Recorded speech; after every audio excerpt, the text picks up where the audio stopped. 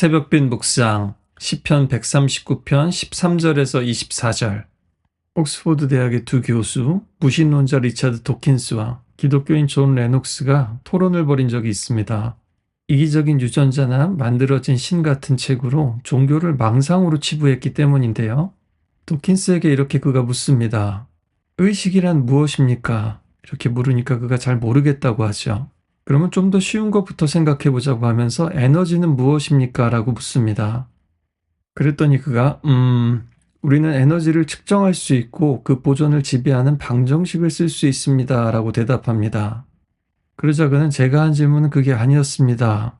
에너지가 무엇이냐는 겁니다. 다시 물으니 그는 모릅니다. 라고 씩 웃으면서 말했습니다.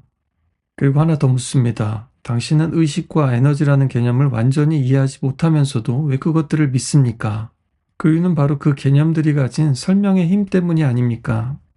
그렇습니다. 과학과 과학주의는 전혀 다른 것입니다. 과학은 이 우주와 세계의 법칙과 질서를 설명할 수 있을지는 몰라도 그것이 무엇인지는 설명하지 못합니다. 그런데도 도킨스는 우주에는 설계도, 목적도, 선도, 악도 없다. 오직 맹목적이고 무자비한 무관심만 있을 뿐이다 라고 주장했습니다.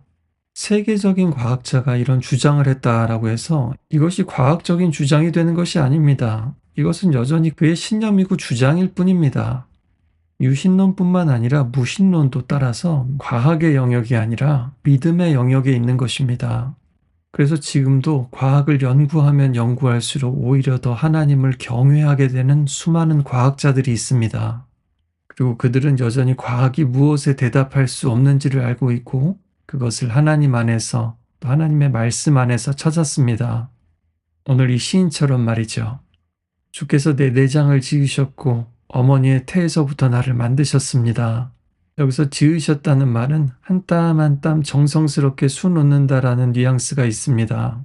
한 사람의 세포 안에 들어있는 DNA의 정보량은 도서관 몇 층을 채우는 책들의 정보량에 비견될 정도라고 하죠. 내 형질이 이루어지기 전에 주의 책에 다 기록되었나이다 라는 표현은 마치 게놈 지도를 그리고 계시는 우리 설계자 하나님을 떠올리게 합니다. 공장에서 찍어내듯이 만드신 것이 아니라 하나하나 독특한 존재로 만드셨죠. 그런데도 우리는 우리 자신이 내 마음에 들지 않을 때가 참 많습니다. 그리고 그 이유는 나를 만드신 하나님의 그 사랑스러운 시선으로 나를 바라보는 것이 아니라 내가 생각하는 나, 남들이 생각하는 나에 대한 기준과 시선을 가지고 바라보기 때문입니다. 혹시 지금도 남의 시선을 너무 많이 의식하고 내 자신이 중요하지 않고 하찮게 느껴지고 내가 중요하지도 주목받지도 않는 존재라고 느끼시는 분이 계십니까? 오늘 주님의 말씀을 들으시길 바랍니다.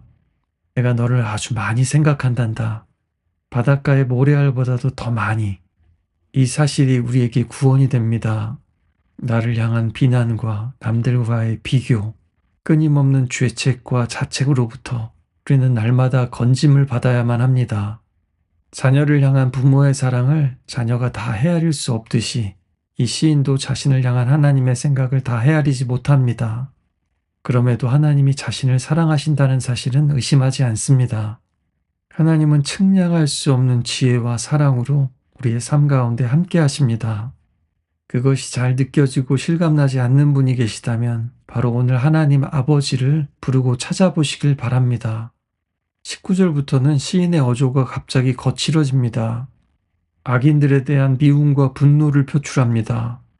이것은 조울증적인 증상이 아니라 나도 다른 사람들도 심지어 믿지 않는 사람들까지도 하나님의 형상과 모양으로 만들어졌다라는 것을 느끼고 감격하는 사람이 그런 존재를 짓밟는 것 앞에서 느끼는 거룩한 분노입니다.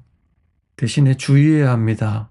자기가 마음에 들지 않는 것에 대해서 분노하면서 하나님이 주시는 거룩한 분노와 정의라고 착각하는 이들이 너무나 많기 때문이죠. 그럼에도 분명한 것은 나 자신이 그리고 저 사람이 하나님의 손으로 빚어진 작품일 뿐만 아니라 하나님을 닮은 하나님이 낳은 아들, 딸이라는 사실을 알게 되면 세상이 사람을 마치 물건처럼 함부로 대하는 것을 이용하고 버리는 것을 보고 가만히 있을 수 없습니다. 영국에서 노예제도 폐지를 위해서 평생을 바쳤던 윌리엄 윌버포스는 이렇게 말했죠. 다른 데를 쳐다볼 수는 있어도 이제 몰랐다고 말할 수는 없습니다. 그리스도인은 이 세상의 악에 대해서 그로 인해 피해를 입고 억압받는 사람들에 대해서 모른 채 할 수 없습니다. 사랑이 깊어질수록 그 사랑을 망치는 것들에 대한 분노도 커지는 겁니다. 우리는 지금 무엇에 화를 내고 있습니까?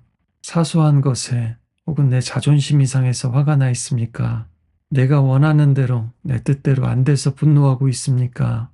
아니면 하나님의 마음으로 하나님께서 분노하시는 것들에 분노하고 있습니까? 세상이 갈수록 악해진다고 해서 우리가 악에 무뎌져서는 안 될 것입니다. 오늘 더 놀라운 것은 이 시가 여기서 끝나지 않는다는 것입니다. 하나님이 나를 살피사 내 마음을 아시고 나를 시험하셔서 내 뜻을 아옵소서. 내게 무슨 악한 행위가 있나 보시고 나를 영원한 길로 인도하소서. 이렇게 기도합니다. 시인은 자신의 생각과 길을 시험해 보셔서 악한 길이 있으면 끊어주시고 영원한 길로 인도해 달라고 간구합니다. 악한 세상을 보면서 분노하고 저들 좀 보시고 심판해 주세요. 여기서 끝나지 않고요. 주님 이제 나를 봐주소서 하고 나아갑니다. 악을 미워하는 것에서 끝나지 않고 하나님 내 안에도 악이 있습니까? 라고 여쭙는 겁니다. 이것은 용기가 필요합니다. 과학자들은 정말 멀리까지 그리고 가장 작은 것까지 깊이 파고들고 탐구합니다. 그런데도 10길 물속은 알아도 한 길 사람 속은 알 수가 없습니다. 그래서 이 시인은 자신의 마음을 하나님께서 좀 탐구해 달라고 오히려 내어 맡깁니다. 마치 개복 수술을 해야 되는 환자가 자신의 몸을 내어 맡길 때 그것이 내게 상처와 흉터를 남기기 위해서가 아니라 나를 고치기 위해, 나를 살리기 위해서라는 것을 아는 것과 마찬가지입니다. 오늘 혹시 여러분의 마음이, 삶이 망가져 계십니까? 우리는 우연의 부산물이 아닙니다. 하나님이 사랑과 기대를 가지고 만드신 하나님의 자녀들입니다. 이 우주도 맹목적인 공간, 무관심의 공간이 아닙니다. 우주의 법칙과 자연의 질서까지도 우리를 향한 하나님의 선한 생각과 배려로 가득 차 있습니다. 그리고 그것을 파괴하려는 악의 세력을 하나님께서 결국에는 다루시고 태초에 계획하셨던 영원한 낙원으로 우리를 인도하실 겁니다. 우리를 사랑하사 자기를 버리신 그 사랑 안에서 우리 예수님께서 십자가에서 열어놓으신 그 길로 말입니다. 오늘 나를 지으신 주님께 다시 한번 나를 새롭게 지어달라고 맡기는 시간이 되기를 바랍니다.